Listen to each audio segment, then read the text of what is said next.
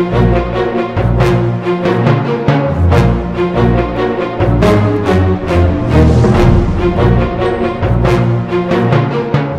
up, it's your boy Roy Jones Jr. Right now you're checking out Lineal Boxing TV with Birdie. Don't miss it, the man is fantastic.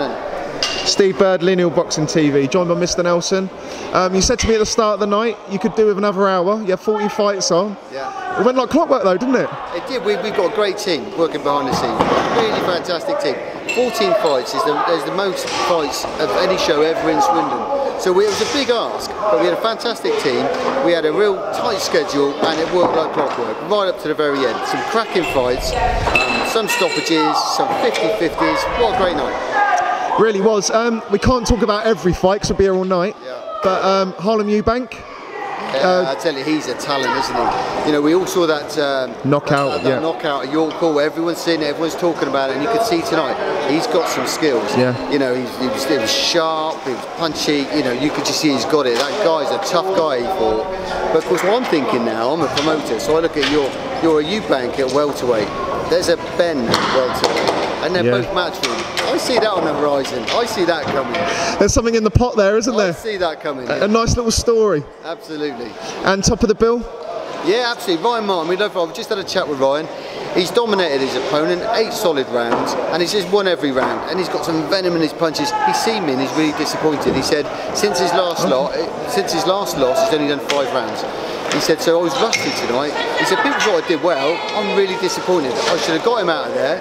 You know, I wasn't as sharp as I could have been, but next time I will be. So that's him. You know, he's dominated the opponent, and he's still really disappointed. Yeah. Shows someone that's really going places as well when they put on a really good performance and they're still looking for improvements. And yeah, and he's an ex-amateur star. Won everything there was to win as an amateur. Great talent. And he just wants to win titles. Next year we've got some big plans for him. So watch his space. Really great card. A lot of people on the start of their journeys. Paddy Fitzpatrick, fountain of knowledge. Yeah. I've got to quickly ask you. Last weekend, Tyson Fury though at the top of the game. What did you think of that? Well, I had Tyson 2 or 3 rounds ahead. He should have won it. I mean, if that other judge, which was 115, 111, if that was 115, 114, it's still been a draw, but it's that one result just made everyone feel a bit bitter about it. Yeah. I still thought Tyson edged it, but it wasn't as a wider margin as everything. That one score made it look really bad. But, you know, it's a rematch now, isn't it? Somebody's talking about May next year. That's right. You know, the only person to lose out of that is AJ. Yeah. Because the fans loved it. There was good pay-per-view, so everyone's made their money. Tyson goes back in the game and he's relevant again. AJ was probably thinking, I'll have the winner. Yeah. Now who's he going to fight? He's got a date scheduled in April at Wembley. Now who's he going to fight? Yeah. He was a huge advocate for mental health. You do a lot of stuff with the Phoenix Enterprise. Can you explain a little bit about that? Well, we've always had a charity, been connected to a charity in all our shows. We've always raised loads of money for them. Because mental health in boxing, it's close to heart to Frank Bruno, Ricky Hatton, Tyson Fury, Joe Kawasaki.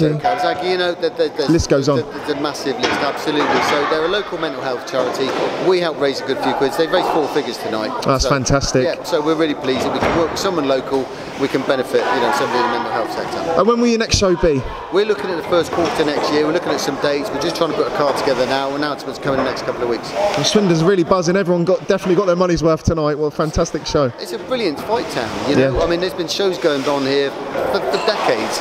You know, all the white collar, all the amateur, all the pros. There's always a great turnout, great fight fans. Some of the best around. Thanks so much for your time. Is there any last things you want to add at all? Watch your space. Follow us on Facebook, Instagram, and Twitter, and we'll be out in the next quarter, first quarter next year. Keep an eye on it.